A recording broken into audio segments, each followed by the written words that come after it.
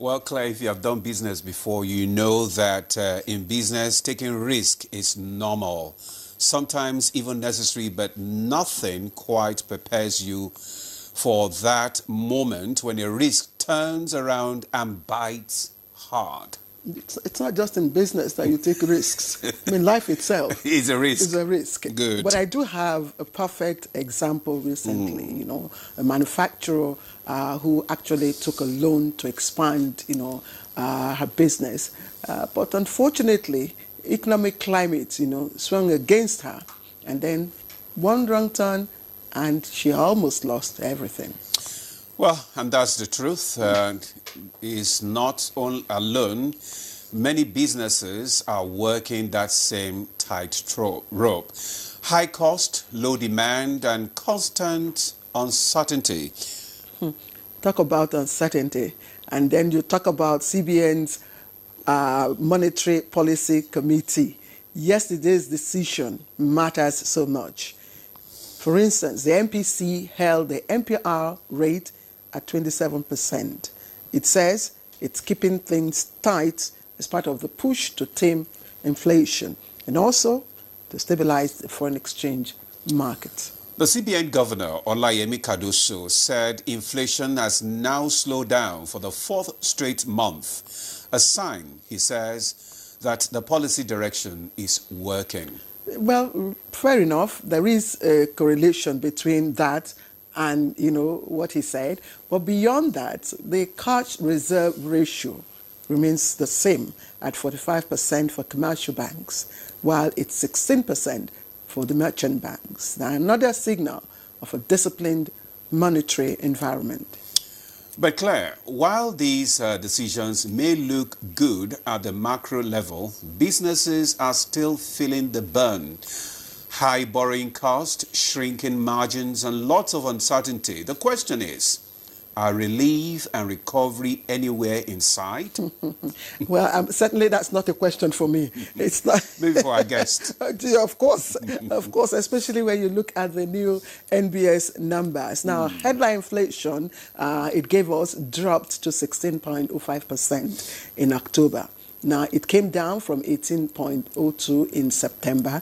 And then you talk about food inflation. There was a sharp fall from the 39.16% last year. And now we hear it is at 13.12% year on year.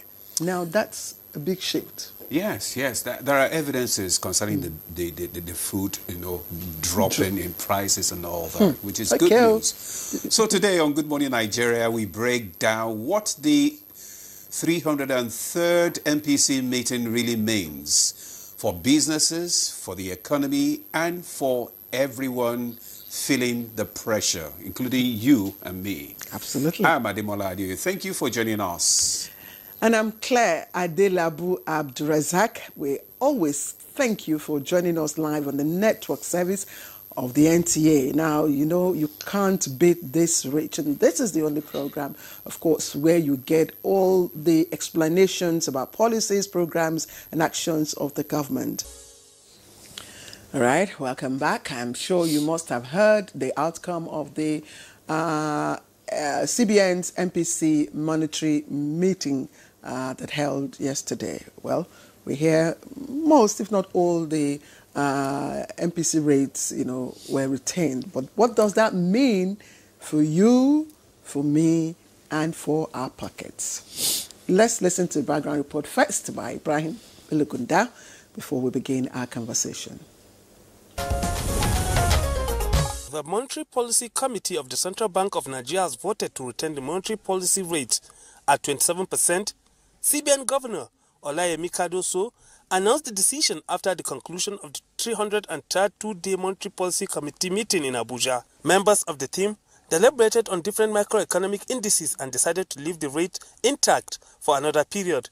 The Monetary Policy Committee retained the MPR at 27%, kept the CRR at 45% for commercial banks and 16% for merchant banks, and maintained the 75% CRR on non-TSA public sector deposits. Other decisions reached are retaining the liquidity ratio at 30% and adjusted the standing facility corridor to plus 50 and minus 450 basis points around the MPR. Expectations of another rate cut had risen after the release of October inflation figures showing continued moderation.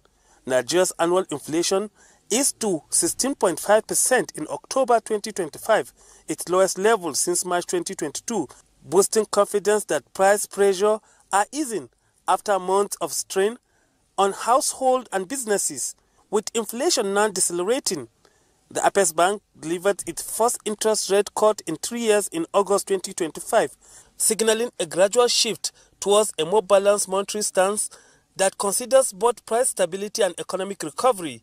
The CBN Governor Olayemi Cardoso explained that the committee's choice to hold the rate reflects its assessment that current monetary conditions are beginning to yield positive results, with gradual moderation in headline inflation and improved forex market liquidity as indicators that the tightening measures are working.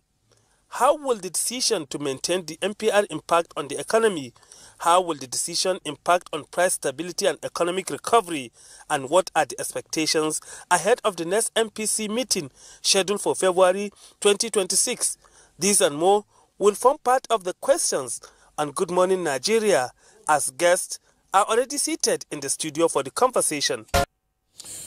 Thank you very much, Ibrahim, for that background report and the questions that you have raised. I'm sure that our guests have listened to those questions and they are ready to give answers to them. Well, joining us to discuss the MPC resolution, we have in the studio Victor Obo. He's the Director of Monetary Policy Department of the CBN. Dr. Obo, it's good to have you join us again. Thank you. Nigeria. Thank you very much, and good morning, Nigeria. All right. Also joining us to discuss the MPC resolution. Sorry, you need water? Okay. All right, they will give you. Sorry. Okay. All right. Also joining us for today's discussion in the studio is Professor Uche Uwaleke, Professor of Capital Market, Nasarawa State University. Prof, good to have you again. Thank you, Damola. Good morning, Damola. Good morning, Claire. Good morning, Nigeria. All right. Claire, you have this. Okay, let me just help Claire out here. We also have in the studio our third guests. We have Farouk Abdullahi, financial analyst. Farouk, good to see you. Good morning, Nigeria. Good morning to you too. All right, let's kickstart our conversation while we get some water for Claire so that she can clear her throat. Sorry. All right. Dr. Obo, let's look at the MPC resolution. All the rates were maintained. And not all the rates, yeah. Okay, but most of them. Yeah. Okay, tell us why. What are the resolutions this time around? Okay, thank you once again, and welcome Nigerians to this forum. If you watch carefully in the past couple of meetings, the atmosphere was relatively tense. Okay. Tense because inflation rate was very, very high up there. But we have come to a horizon of, gradual deceleration in inflation, meaning that the rate at which prices are increasing are on a decreasing trend. And that means that we are approaching, a horizon where we'll be able to stabilize prices for the generality of Nigerians. It's also important to make this point that MPC meetings are not mere rituals. Every meeting comes with its peculiarity because of the depth of analysis, the rigor that goes into the analytics before the meeting. The data-driven approach employed by the current management of the bank and the Monetary Policy Committee is such that new data are subjected to rigorous analysis. So it's not just to sit down and then maintain the status quo and go away. we look at data, interrogate those data deeply. So coming directly to your questions, we were coming from a September meeting where, remember, there was a marginal rate cut by 50 basis points. And that was to appreciate the fact that with the little headroom we had in terms of inflation deceleration, there was need to give growth recovery a breathing space. That happened at that point in time. This time, after looking at the data, it was very clear that the previous rate cuts that had happened needed time for their impact to be felt and to be transmitted to the real economy. What it means is that when you tighten, you require time for the impact of that tightening to happen to the real economy. So that is what we call the lag effect. It takes time for this policy to actually permeate through the economy. So we could see it run into next year? Yeah, it depends. Depends on your transmission mechanism, the period it takes. Sometimes it could be 2 quarters, it could be 3 quarters. You get the point. But what it shows us is that we had tightened previously. The pace of disinflation, the degree to which inflation was trending down, appeared to be faster in the last 4 months than in the past, showing that the lagged effect of those previous hikes still have some potential to be able to still bring prices down. So at this point, what is global best practice is to hold on for those lagged effects to begin to, exhaust its potential on the economy. So that is on one side. The other point is that, yeah, people could expect a cut, which of course is their opinion. And monetary policy is also aware of the need for growth. But we should remember that inflation is still high at double digit. 16 is not yet to huru. It's not a good place to be globally. The best area or horizon for inflation is single digit. We are also comparing ourselves with our peer countries. Ghana, for instance, had hit 8%. Kenya is around 2%. India is lower. So even Egypt, that we were hovering around the same area, has come down to 12.5%. So we have to be competitive, because if your inflation is very high, it simply means that the real rate of return on investment is low or even negative, as is the case for some of the securities in Nigeria. Maybe I'll stop here. Yes, Dr. Obo, thank you. I like I always say, this technical, languages I don't understand. We need to break it down. I know, Demola, if you understand it, I don't know. When we hear MPC is going to hold this, CBN is going to hold this MPC meeting, sometimes I hold my heart in my hand saying, not again, we're going to discuss this issue. And I'm sure a lot of Nigerians too do so. Now that the CBN has decided to retain the parameters. Some. Well, most of the parameters. Yes. Most of the parameters, especially the MPR. Yes. I'm just wondering, can we also advise the traders in the market to retain their prices? Okay. The answer to that could be yes or no. And this is why. What we have done is that the MPR, which we call the monetary policy rate, is a signaling rate.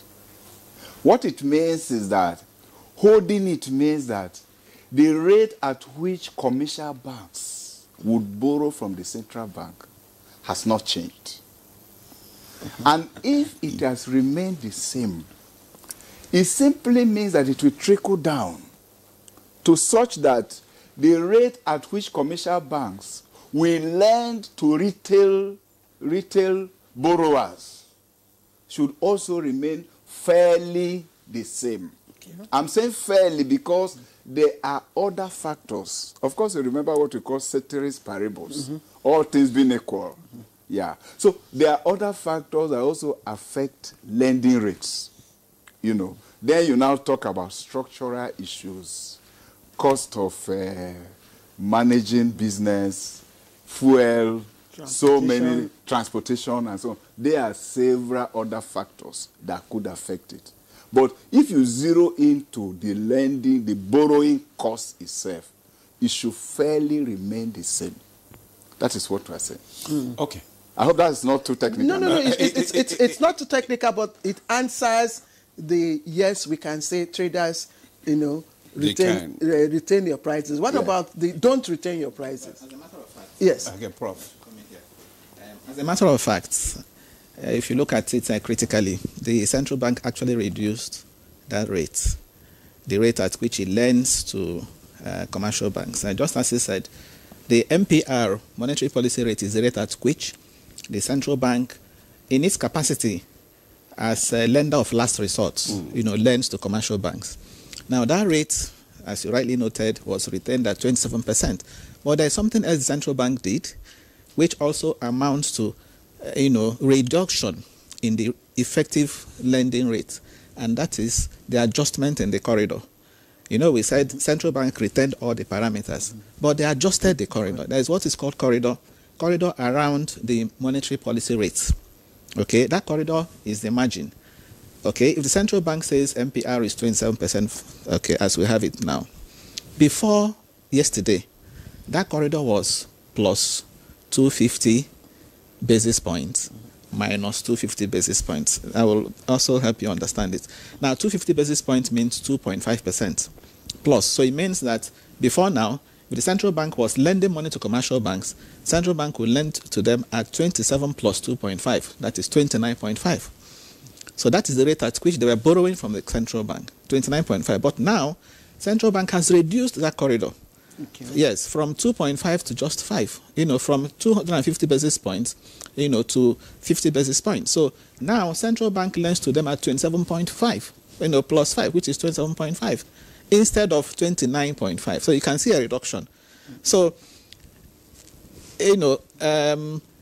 other things being equal, again, borrowing from what he said, ceteris paribus, we expect the banks to also respond and lower their interest rates. Right. Okay. Again, two things happened. I talked about corridor. Corridor, you have, on the one hand, you have the standing lending corridor facility, which is the 0.5. Central bank also reduced, or rather widened, the deposit side.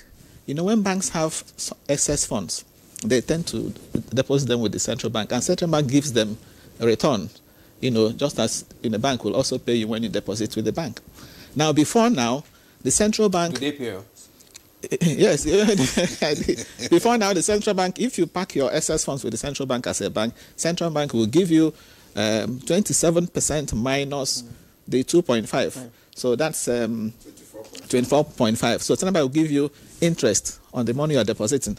But now central bank has further, widened it, has now said, okay, it's no more going to be at 24.5. It will now be at 22.5. That is, they have now, reduced the return they give banks. What that means is that they're discouraging banks from packing funds. So banks will have more money at their disposal now in two ways. One, by borrowing, at a cheaper rate from the central bank, and by also having some, funds with them, they can also place with their, fellow banks. So what I'm saying is, now going forward, we expect that what the central bank has done, which in my view is a cautious easing. They're easing, but they're doing it cautiously. They're not touching the headline rate, but they're looking at the margins. Okay, it should also translate to lower lending rates, because central bank has effectively reduced the rate at which it lends to them. So banks should also in turn reduce the rate at which they lend to customers. But you heard what Dr. Obo said.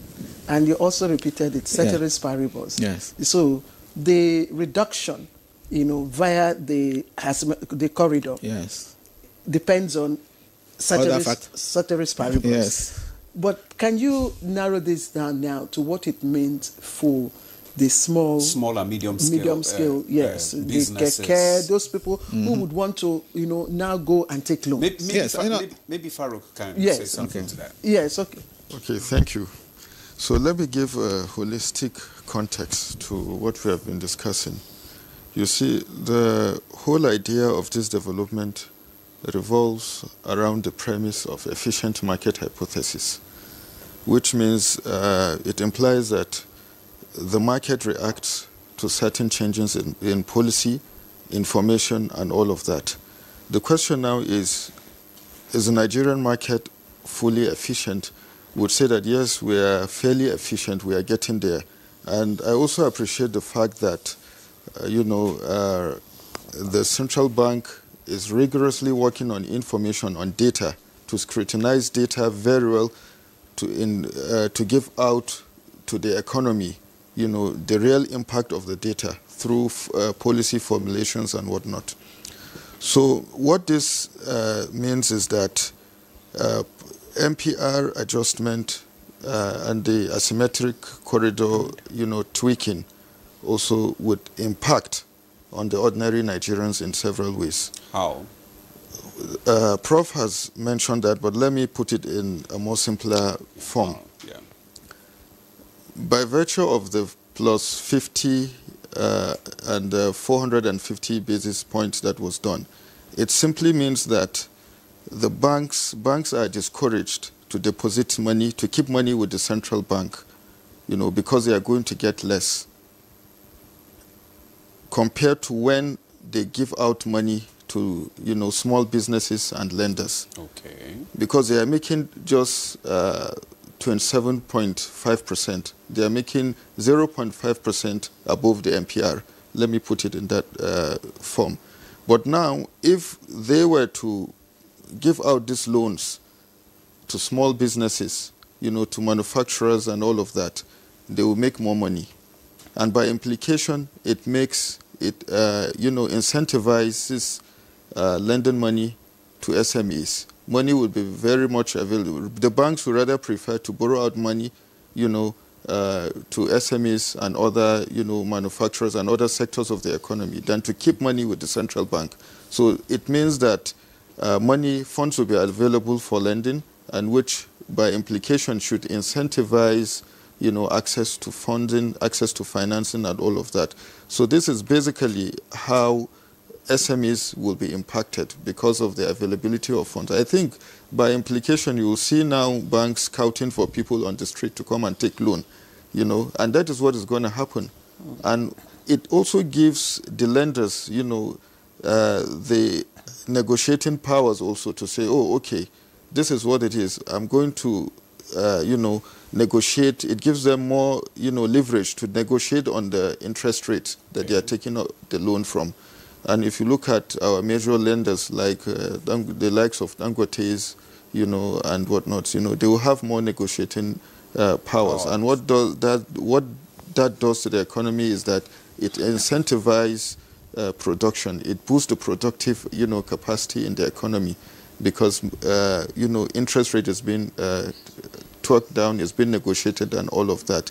And if you look at it from the context of foreign portfolio investment, the figures are very favorable. We have been seeing a lot of FPIs now. The returns on it is more fancier, more attractive to investors because of the high rates that is attributed to their investment returns. So it's a good one, but I think that is more of a short-term impact it's having. And we expect to see more in terms of foreign direct investment, which ultimately have a long-term impact on the economy. It gives employment, create opportunities, boost productivity and our exports and all of that. I still like to speak further on the tweaking of the asymmetrical corridor. Of course, and the ability of banks to lend and protect, small depositors and all that, while the CBN is still retaining liquidity ratio at 30%. How I mean, what's the connection? I mean, how will the banks be able to do that if you have tweaked this, but you retain the liquidity ratio at 30%? You see, fundamentally, there are various parameters, there are various tools that the CBN can use, to make monetary, policies, adjustment and decisions and whatnot. So each of the tools that they use is meant to, address a particular issue or solve a particular problem at a particular time. They cannot use all of it holistically. MPR is maintained for a reason.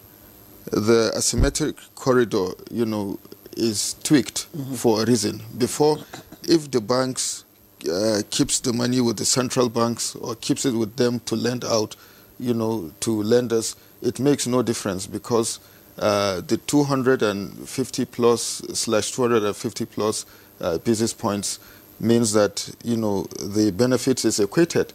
So now the logic behind that is that the MPR is being maintained. It doesn't only serve, the purpose of just maintaining it for a reason. It addresses inflation, if you look at it from that aspect. And in order to address inflation, another important aspect is the foreign exchange. And what does that do to the foreign exchange if the MPR is relatively high? It instills stability in the foreign exchange market, and it gives, investors will be able to predict the trajectory at which, our policies are going. So this would make them, invest more in the country, and that's where we are seeing more of FX flows in the country. And look at our foreign. You know why I asked that question? Because on the one hand, you are saying banks, we are giving you laxity to, give out, more loans. But on the other hand, while you're retaining that liquidity, you're also tying the bank's ability to perform the same function. The liquidity ratio is more of a prudential ratio. It's financial soundness indicator. It's important that, banks, in fact, as we speak, a number of banks have, liquidity ratios far in excess of 30%. So I think the major issue is maybe the cash reserve requirement, which I'm sure that is what you actually meant. Cash reserve requirement, for each deposit, a bank is expected to keep cash. Yes. Now, that's cash reserve requirements. Remember that in September, it was as high as 50%. So the central bank actually reduced it for commercial banks to 45%. And for merchant banks, of course, retained at 16%. So if you look at the trajectory, so far, you will realize that the central bank is gradually moving into the easing space. Okay, even though yes, monetary policy is still tight the way it is, but compared to what we had before, okay, it was very, very tight before because of the high rate of inflation. So today that we are beginning to see, this inflation coming down, and if you look at it globally, okay, that appears to be the trend. Recently, the U.S. Fed, cut the Fed fund rate.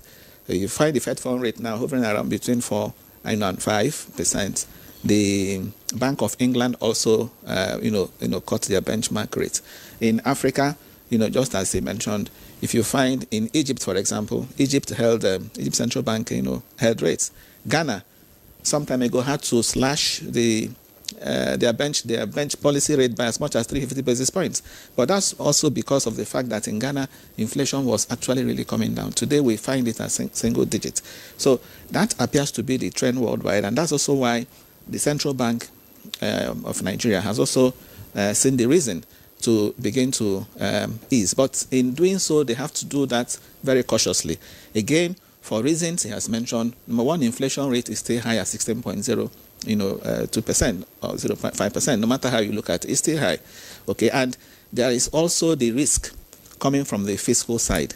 We also see, government is still financing budget, through budget deficits, through borrowing. So that's a risk, on its own part. And let us even give it to them. I'm talking about the central bank in the sense that they have a lot of data at their disposal that is not at our own disposal. So information asymmetry is in their favor. And that's why you find the Monetary Policy Committee is assisted by so many bodies. You know, the Monetary Policy Technical Committee is there, the Liquidity Assessment Group is there, the Fiscal Assessment Committee is there, the Monetary Policy Implementation Committee is there. So all these bodies, provide data to members of the MPC. They start meeting on Monday and then come up with the thing on Tuesday. So that tells you they really go through, they expose a lot of data, information before they come up with that decision. And that's also why you find that out of the 12 members, all 12 members, majority decision is what produced that, that outcome. So the summary of what I'm saying is that the MPC is gradually easing.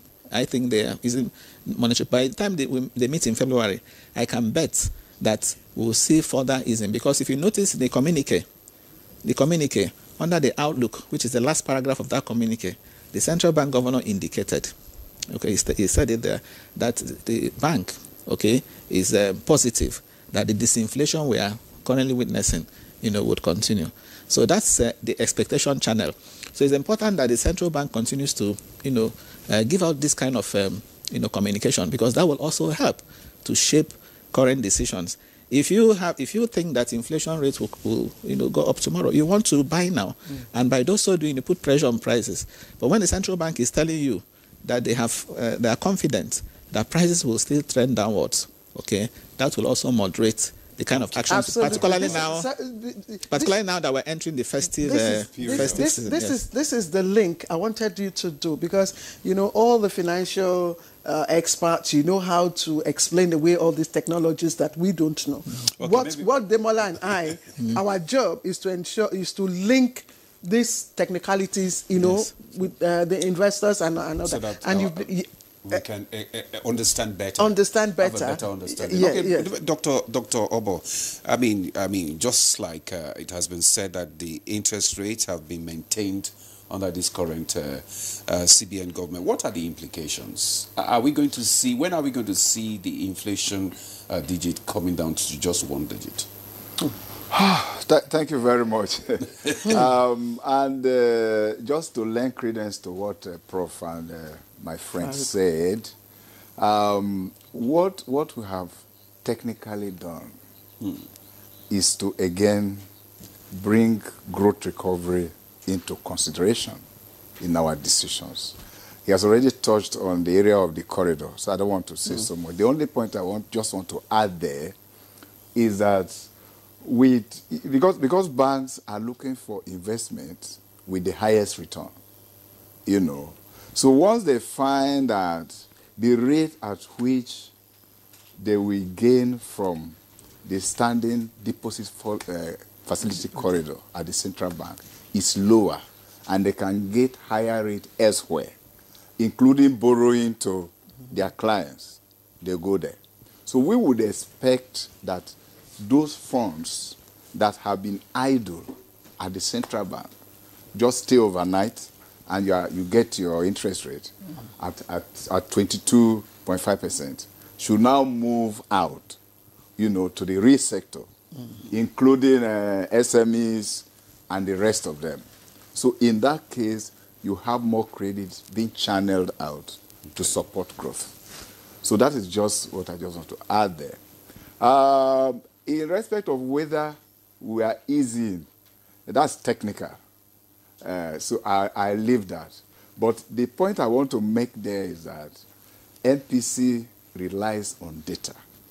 And where we have small window to support growth, why not? MPC is always ready to do that. Now, you ask about what it means, what the rate hold, what it means for the economy. For the economy, yes. Okay. So what it means now is that, and it's good for Nigerians to begin to take interest, to look at the communique. Every word, every sentence in the communique has its own significance and implications.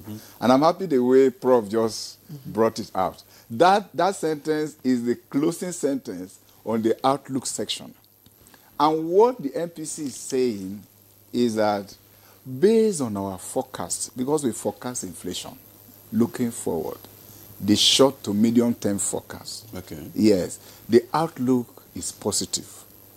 What it means is that inflation is very likely, and it's a forecast.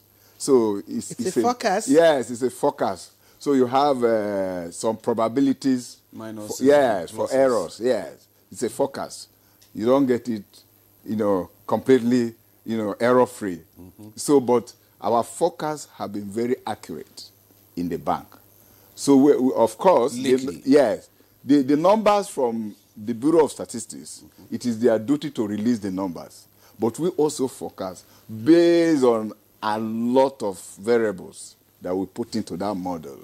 So the forecast is pointing to a brighter future. Okay. Brighter future in the sense that inflation is very likely to sustain its downward trend, to decelerate going forward in the short to medium term. Yeah. Ceteris paribus. I would so, ask. So what it means is that if that happens, and because it's subject to some sudden shocks, there could be some shocks that might change your prediction or your forecast. Yeah. I was going to ask you. You have forecasted and you think nothing will going to happen, and then all of a sudden you see external shocks beyond your control. That is why, Prof, we ask in social science, what's your margin of error? Very good. Exactly, you are there. Yes. So what's the margin of error? Yeah. So our margin of error is very, very minimal. Okay. Actually, our significance is at 1%, which means in most cases you are 99% almost reliable. Almost reliable. Yes. That's Ceteris paribus again. Yeah, all things being equal. Yes. And I assure you, our forecasting capability in the bank has been outstanding. Not just in the recent time. It's been outstanding. Because, again, we compare when the forecast is made and the actual numbers are released. We compare the margin of error, the difference between our forecast, because the forecast comes before the actual numbers are released. And if you look at that over time, the margin of error has been very, very minimal. And you need to give it to the central bank. I give it to you. Some economic experts have, suggesting that you should focus more on resolving structural issues instead of, depending solely on monetary policy. Yeah. So that is fine, and that takes us to the arena of policy coordination. The wisdom of early macroeconomists is this fiscal and monetary handshake. Each of them having their own clear objective, but again the need to have a handshake and coordinate and collaborate, since we are operating a single economy. So that collaboration, I assure you, has deepened tremendously under this current management. So there are a lot of meetings where and MPC acknowledge, the central bank acknowledge that we cannot do it all by ourselves. Because inflation, yes, theoretically it's a monetary phenomenon, but there are structural drivers, especially in developing markets like Nigeria, where we have a lot of structural issues. We cannot deny the fact that transportation, for instance, the price of PMS and the rest of them, energy, even insecurity, all these issues affect inflation to some extent, So what needs to be done is that, and I must acknowledge that the federal government, the fiscal authority, are also doing a lot. If you look at the inflation numbers, you will see that food inflation has come down tremendously. And I tell you, a larger part of that role is in the fiscal sector. Food supply, increased food supply, and the rest of them. And if that has not happened, we wouldn't have recorded that. So when we attribute the credit for slow inflation, we also acknowledge what the fiscal is doing. So those structural drivers are within the realm of the fiscal, and government is addressing a lot of them. Yeah. Of course, look at PMS. The price has, relatively stabilized. Again, we talk about stability, not the value, the high price, yes, of course. but the stability allow you to plan, yes. Is it the food or prices stability, food stability, that is driving down the inflation? Again, as I said, inflation is decelerating due to a lot of reasons. The tightening, because there are several causes of inflation, but the main monetary cause is that when there's too much money chasing few goods, it drives the price up, right? So central bank is doing its bid. The aspect that central bank can effectively control is to reduce aggregate demand, and we do that by tightening, ensuring that not so much money is in circulation. You get the point? That is on one angle. The structural issues that Demola raised are those issues that have to do with, in terms of supply-driven factors. For example, if there's not enough supply of food, prices will go up. Because there are few food items, few quantity of food items. If transportation is rising, it's going to add to the price of food. Yeah. Those ones are cost push. You get the point? So those are the aspects that the federal government are addressing. So there's a synchronization, and that helps to drive inflation down. Okay, Dr. Abo, thank you. We have a few messages coming in. We'd like to take some of those messages quickly. Ahmed Baba Dikwa from Maiduguri has sent a message. He said, this administration's central bank has demonstrated a commendable commitment to monetary order and professional conduct. The notable stabilization of our economy, especially given the challenging circumstances inherited from the past, is a clear signal that the policy approach is sound. My primary concern, however, lies with the long-term sustainability of this progress beyond the current administration. So, sustainability factor. A.T. Michael from Lokoja, why are the lending rate on interest from microfinance banks high at the moment? Well, everybody can answer this. Then good morning, NTA. Central bank lending rate at 29.5, while commercial bank annual lending rate is 65. How can the price of commodities be reduced in markets with this rate? This is from Musa Abubakar. Again, central bank lending rate is 29.5. Commercial bank annual lending rate is 65. How can the price of commodities be reduced in the markets with this rate? Now, this one is Al Hassan from Gombe. Government monetary policies are working but one-sided. My worry is the cost of fertilizer and its accompanying accessory. A bag of rice, maize, is being sold at between 24,000 and 27,000 naira, while the cost of a bag of fertilizer is between 60 and 70,000 naira. How do you explain that to the farmers? Okay, I think let's take this last one, and I will start from Farouk. Okay, in terms of fertilizer? Yes. Well, there are various factors that determines the cost of commodities, and fertilizer is also a commodity. Cost of production, in the case of importation, in the case of supplies, the availability of it. These are factors that determines what the cost of fertilizer can be or it can look like.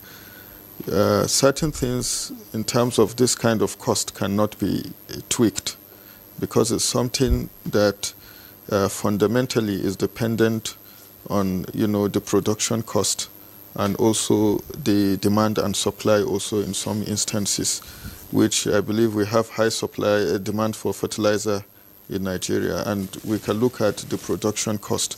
So we are not expecting, in spite of the efforts in terms of the monetary policy improvements, to see that we have immediate changes in the prices of things, it takes a little bit of time to start having such kind of impact, especially within the mid-term and long-term. So that is basically, our expectations. So the price of food items plunging down is a good sign that, we have sufficient supply. Just like what Doctor said, the fiscal authorities are doing a lot also in that aspect. And this, I would say, has contributed in, having, food availability or food sufficiency in the country, which ultimately plunges down the prices of food. So it will take a little bit of time before this adjustment will start, to take effect in the real economy. I don't know if there is anywhere, except I don't know what kg bag of rice is talking about. Maybe the 50 kg, and I don't know in Gombe, because it's saying it's between 24,000 and 27,000 naira. Maybe that's 25 kg. Maybe 25 kg. Yes, 25 kg. Okay. The other question, Professor Waleke, he says, lending rate. CBN is lending at 29.5, while commercial bank annual lending rate is 65. How can the price of commodities be reduced in the market at this rate? Well, I doubt if the figure he gave for the commercial banks, I don't think it's not. Yes, it's not be as high. But of course, certainly it's higher. Certainly is a lot higher. Of course, it has to be higher because, just as we have explained earlier, that MPR is more like the floor. Okay. It's a benchmark rate. So if the central bank is lending to you at 27.5, it means that if you are to unlend, you have to add, before you can lend.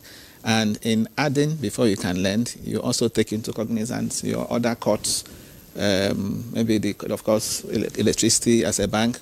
The cost of electricity is there. As a bank, the cost of also providing security, is there. Other costs must be factored in. These costs are also built into that's the point. Yes, that's the point. So that's the point. So, but the fact remains that that's the MPR, remains a major component. Now, on the issue of the fertilizer agriculture, I just want to say something there. I think for me, the agri sector is one area the fiscal authority, the government, must deliberately, intentionally, intervene. Okay, even if it means by way of subsidies.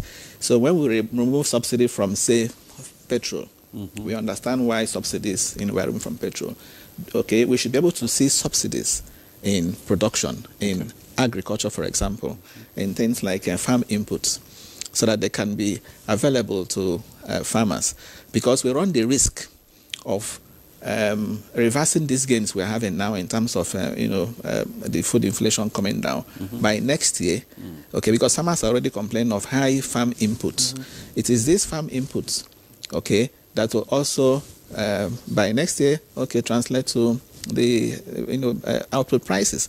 So if we don't control them now, okay, they may also reflect the price of food items in the coming months. So which is why I think the government can also come in to help by subsidizing farmers, by ensuring that these fertilizers, can go around through subsidies. So subsidy, I'm advocating for subsidy in agriculture, subsidy in things like farm input, all right, because that will go a long way. So because as has been rightly said, we have what about subsidy in the housing sector as well? No, the food, for me, food is is critical, because if you look at the MBS classification of the drivers of inflation, okay, there are 13 classifications. The first one there is food. Okay. In fact, food used to be account for more than 50%, but today I think the weight of food is around 48%. But 40%. But when you also add the second classification there, which is restaurants. Okay, restaurants will refer to meals away from home, according to National Bureau of Statistics. So if you add food, okay, and you add meals away from home, the two of them will also give you a weight that is higher than 50%. So when it comes to inflationary pressure today, okay, food is dominant. The food component is major.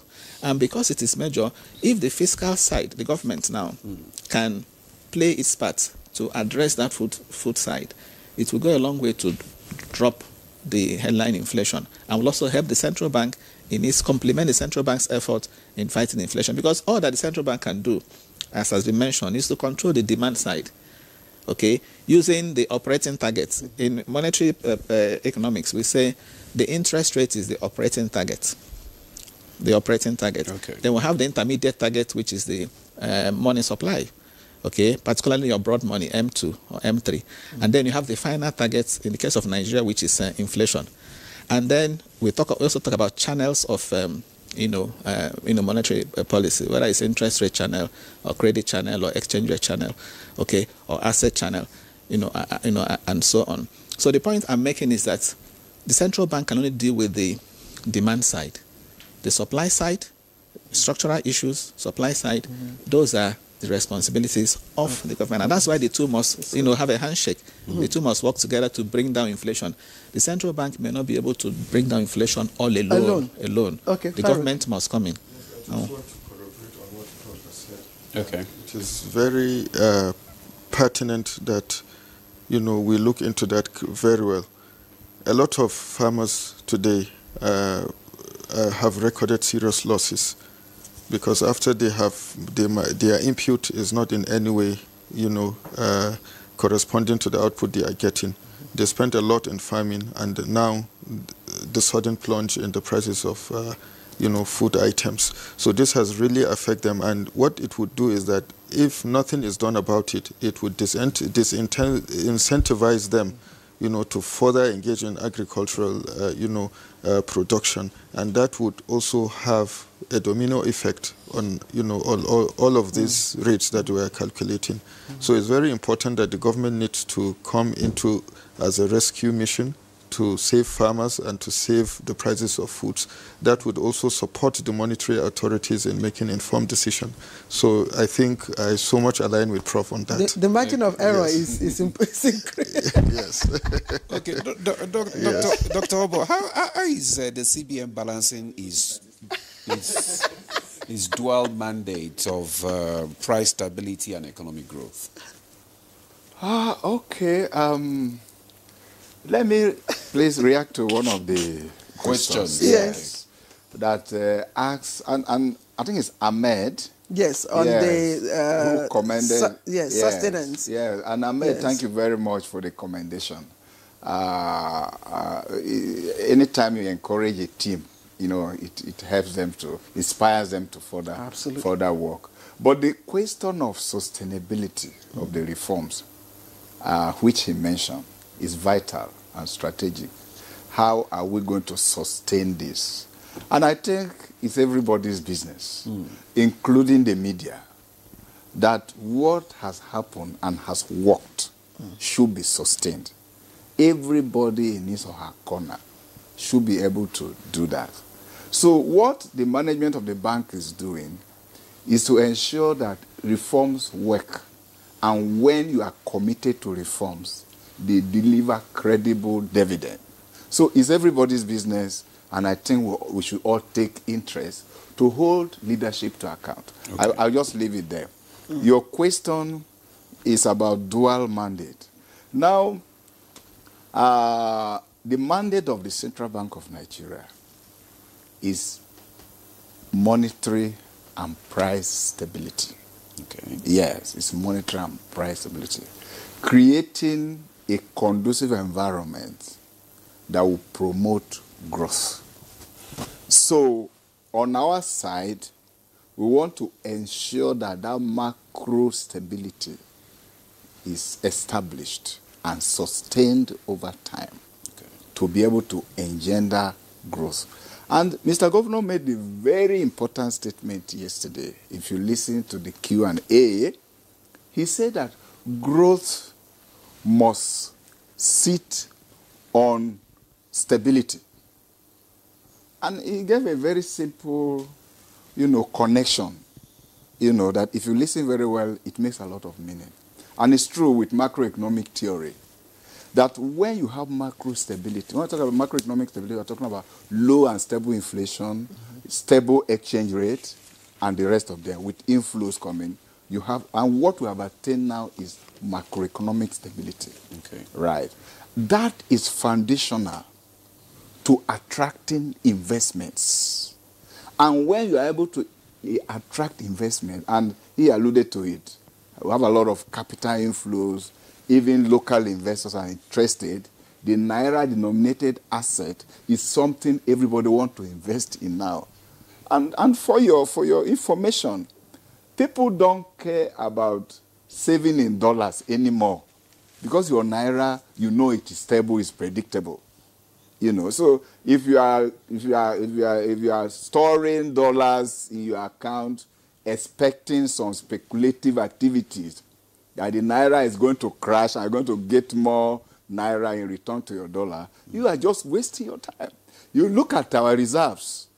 We are at in excess of $46 billion, enough to fund imports of goods and services for about 11 months.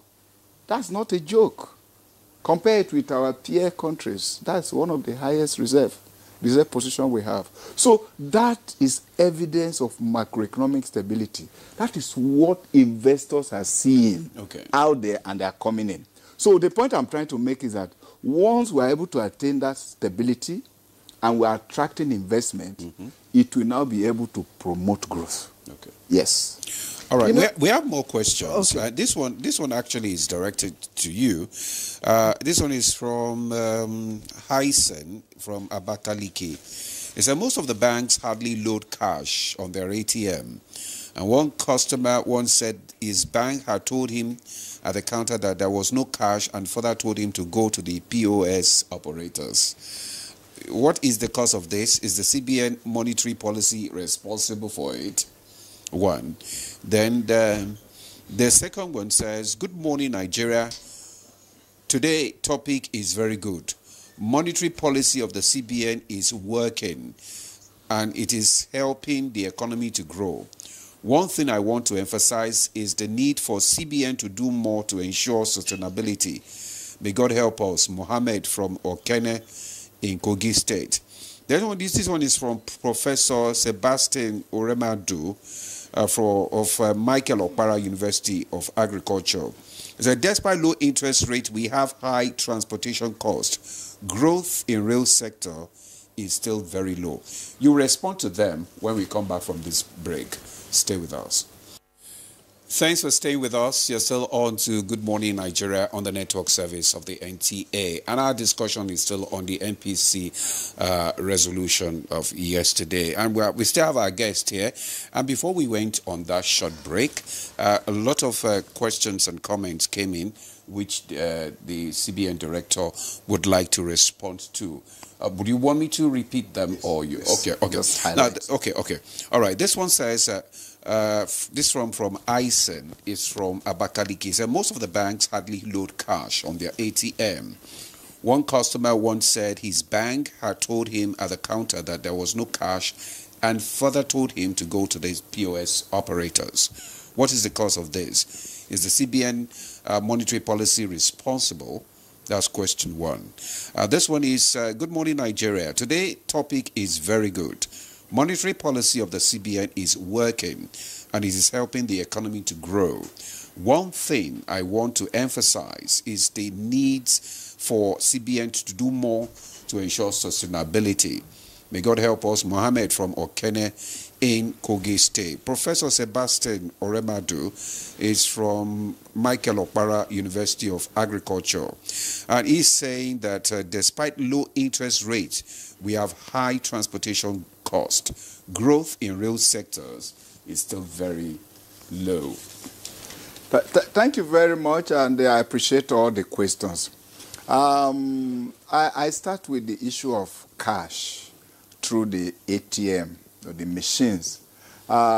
Central Bank ensures that cash is available through those that will need cash. We should also, however, remember, and a lot of effort are made in this direction. The central bank has a whole department that is called currency operations that is devoted to ensure that currency is available at every point in time. So if you get to your your ATM, and you can't get your cash, you have a reason to worry because it is your money. And there are channels for which you can complain. There are channels for this. Even though central bank is moving towards a cashless economy, and that is best global practice.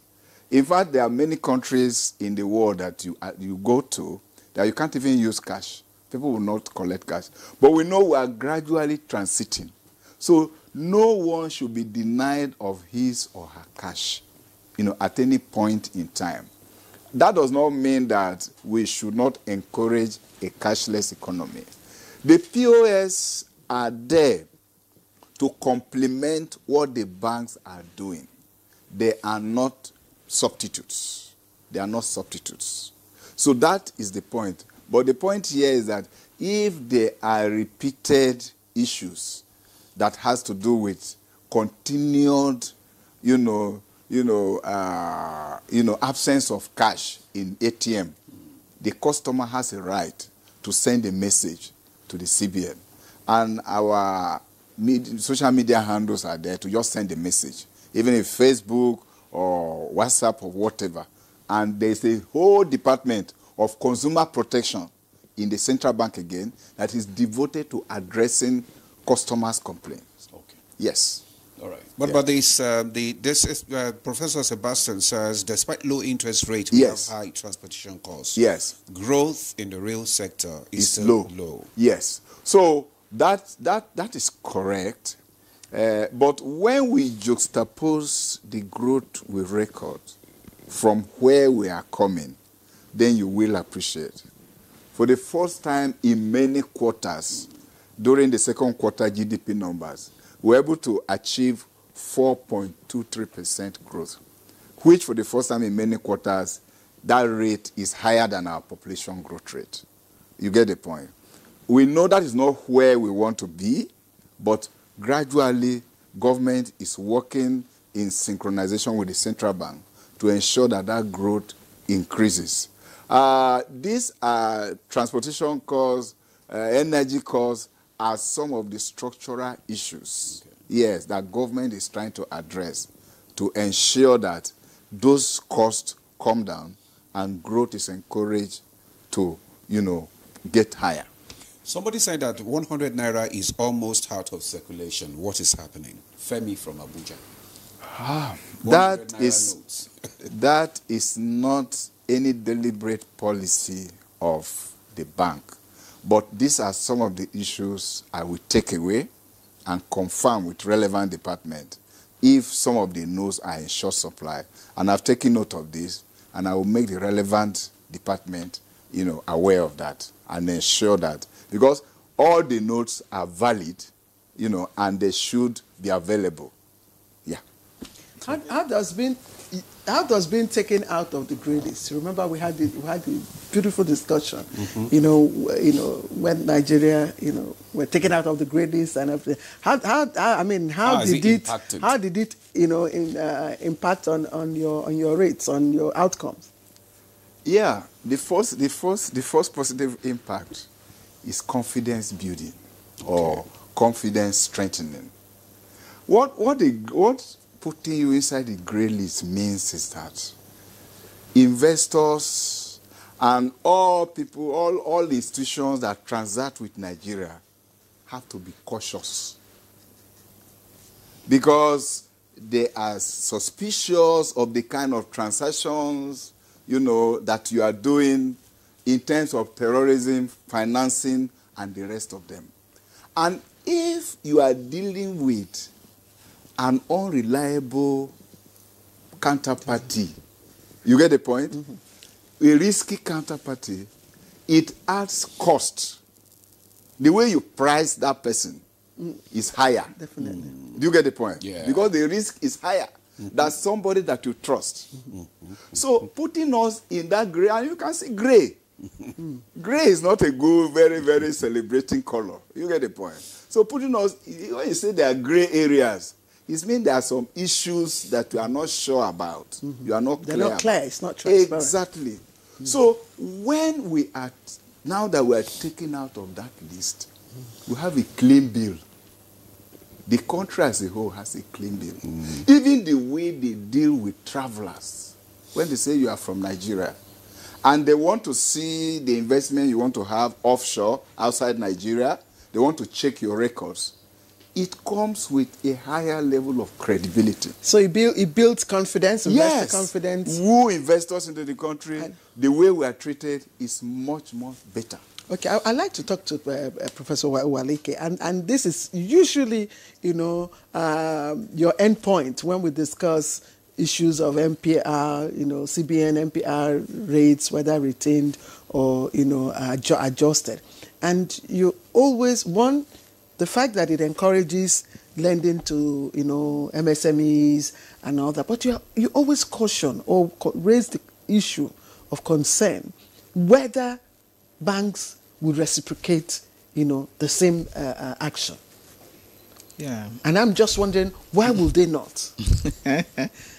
Yes, why would they not? I think we have somehow tangentially, talked about why they won't. Again, the issue of other factors. Banks will always tell you that there are other costs that they are grappling with, and these other costs too, they tend to build them in. The fact remains that prices generally are sticky downwards. They're sticky. You find the central bank today increasing the monetary policy rate. So what do we find banks do? Immediately they will also revise, their own rates. So once central bank increases, you find them automatically also repricing their loans. In fact, you get a message saying that your something has been increased. Yes, but when the central bank reduces, yes, they drag. So that's what I'm saying. They're sticky. Yes. They don't respond almost immediately because, as I said, they will need to also take into cognizance the other factors too, the other costs, that go into their so is it a concern? Operations. So of course it's a concern, and that's why too, as I said, the Monetary Policy Committee has a number of bodies that are assisting it. One of which is the Monetary Policy Implementation Committee. There is an implementation committee within the bank that should also be oversight, checking these things and trying to ensure that banks in turn comply. Now, one of the things too, I would like the director, since he's here, to take away. I was happy when he said the question you asked him, he will take note of it. Another thing I would also want him to take note of has to do with this issue of mutilated and unfit notes. There appear to be so many. You go to banks today, what they give you in circulation. Okay, so what is the bank currently doing to ensure that, I know there's, of course, the cost of a replacement is usually a factor, but the central bank should ensure, particularly now that we are moving into, and the funny thing, this festive season now, you're going to find that the new notes, you only find them at events when people spray. That's the major issue. Yes, people will be looking for new notes. Meanwhile, people are hoarding them. Yeah, they're so hoarding I them. think this is the time for the central bank to put in place measures to ensure that these new notes, once they make them available to banks actually also, give them out without hoarding. Because some people even go to buy them and that's what resell. I'm saying yes, which is of course illegal, an offense. Yes, it's a crime. So these are things the central bank at this point in time, should take cognizance of. Do you have a department that monitors all these activities? Yes, and that is currency operations department. But we have not been getting any feedback. Yeah, they have. In fact, you will remember that people have been charged to court for openly spreading Nigerian naira, marching on them and all that. There have been cases. There have been sensitization, people that have been hoarding those have been arrested. I think some cases should still be in court as I speak. But it's an issue because there's a value chain, there's a cycle through which these notes gets to the, consumers, from the minting to the central bank And then we don't distribute those cash directly. They have to pass through commercial banks, deposit money banks. But when you get to the banks, they tell you that is how we get them from the CBN. But in terms, no, I'm talking about hoarding of new notes. That is it. But with this, what the bank, again, the central bank, has a way of checking how those notes are distributed to customers through the commercial banks. No commercial bank is allowed to hoard those notes or to sell. If there's any evidence that those notes are sold, it becomes an offense. It becomes anyone that is asked by the bank to purchase, to pay an extra dime on those notes should report to the central bank. Okay. And that bank will be sanctioned. That is on one side. The mutilated notes is something that every period they are withdrawn from the system. They are withdrawn from the system from time to time. But it's also a point that I'm going to raise. As we approach the festive period, central bank is very cautious. It's a seasonal effect. So at this time, we understand that there could be some plans to sabotage the system and ensure scarcity of notes. But I want to assure Nigerians that central bank is aware of that. And you could remember last year, the governor did so much, and there was a seamless availability of notes during the festive season.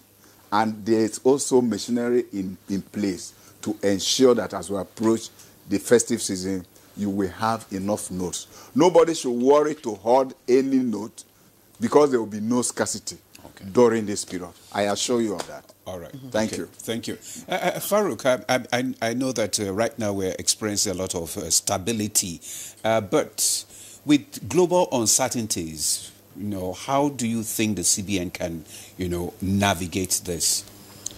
Well, global uncertainties are issues that sometimes are diversifiable and sometimes are not.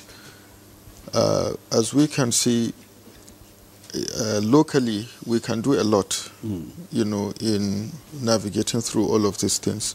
We know our economy depends solely on oil as we speak today, in terms of, our export gains.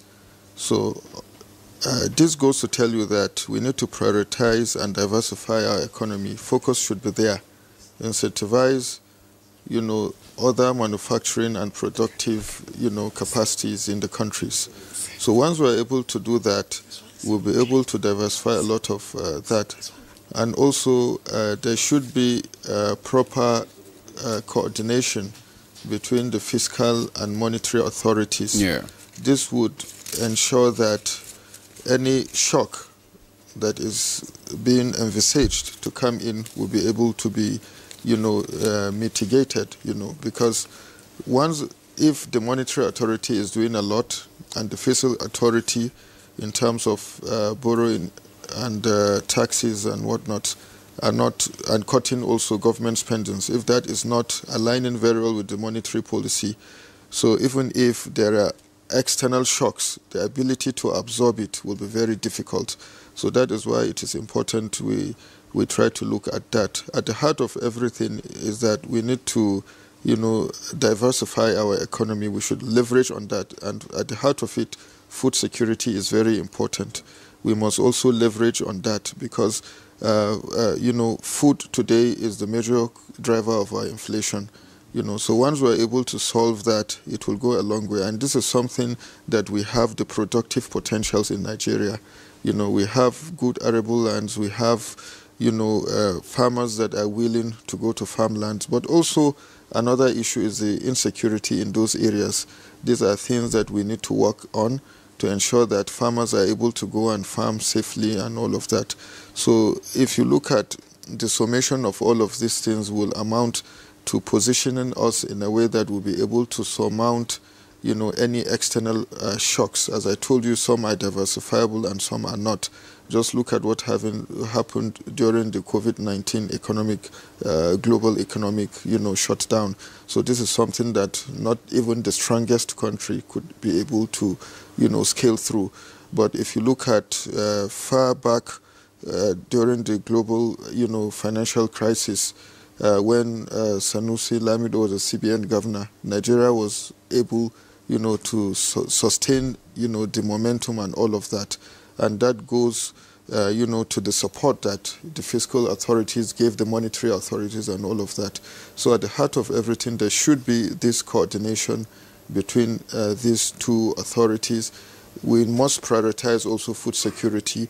We must also improve on transportation and energy. These CNG initiatives, the government needs to critically look at it. Even the Dangote have invested a lot of that. That speaks of the viability of it in terms of addressing logistics issues. So the government also needs to look at that from that direction, moving goods from one location to another. That would go a long way in cutting, the prices of goods and services. You have touched on almost all the shocks, But my last question to Professor Waleke and to Dr. here, Obo. Dr. Obo here is, if we could use the Likert scale format, Professor Waleke, what would you say would be the most likely threat that could push up inflation again? Okay, thank you. You taught me. So. Yes. Is it 5 point Likert or 3 point Likert now you're talking about? Anyway, I think the risks, the downside risks are there, no doubt. And I think, for me, next year, what appears to be a very strong risk next year will be the election season. Okay. Yes, election season next year. There'll be a lot of campaigns. But the good thing is that the MPC is also meeting in February. They have an opportunity to meet in February. I think by second quarter of next year, my fear is that if it's not well handled, the economy might take the back seat, and then we'll now begin to now see reversals in some of the gains. But I don't pray for that. But the election season, in my view, constitutes a major threat. And why is that so? You see, the moment and that's also part of why this MPC didn't reduce the MPR, because if the MPC reduces the MPR, what it means is that you have more liquidity, more money, and then you start buying dollars to do, elections. So it's important that the central bank should continue to watch it, the liquidity in the system, so that more money, don't get into the hands of, these people. So election season for me represents the greatest threat. Okay, Dr. Obo. Well, and by the way, I needed to show you, but this is the best of the lot I got. You will get better ones. I assure you. I say it's the best. Oh, okay, because this is mutilated anyway. No. There's a way that we test the level of mutilation, whether it's fit or unfit. So there's a standard way to test, a fitness test. But coming to the threat to inflation or downside risk, Prof has mentioned some of them. And again, all those issues were thoroughly considered by the MPC.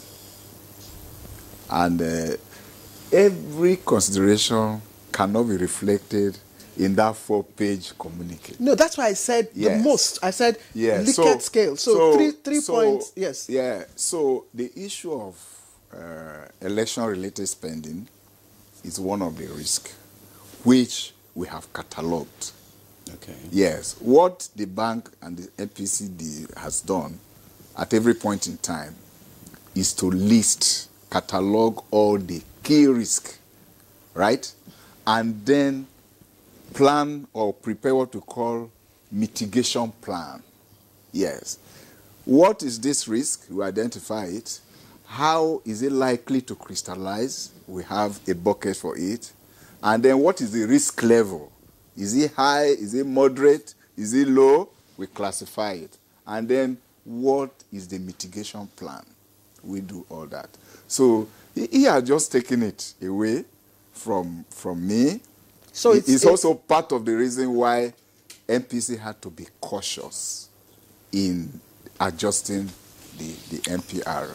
All right. There are other issues of tax and so on. We are also all cataloging them and preparing a mitigation plan. Well, thank you so much, Dr. Victor Obo, Director, Monetary Policy Department of the CBN. Thank you for throwing more light into the MPC resolution yesterday. Thank you so much for coming. It's my pleasure. Thank you so much. Also want to thank, as usual, Professor Uche Uwaleke, Professor of Capital Market, Nasarawa State University. Thank you so much for your contribution this morning. Demola, thank you.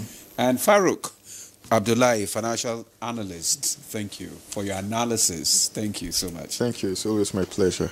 All right. Thanks. That's Good Morning Nigeria for today. I am Ademola Adeoye. Why are you looking at me? Are you looking at me too? The camera. He is Ademola Adeoye, and I am Claire. I just wanted to add that Professor Uche Uwaleke is the first professor of capital market from Nasarawa State University. I'll see you tomorrow. Bye-bye.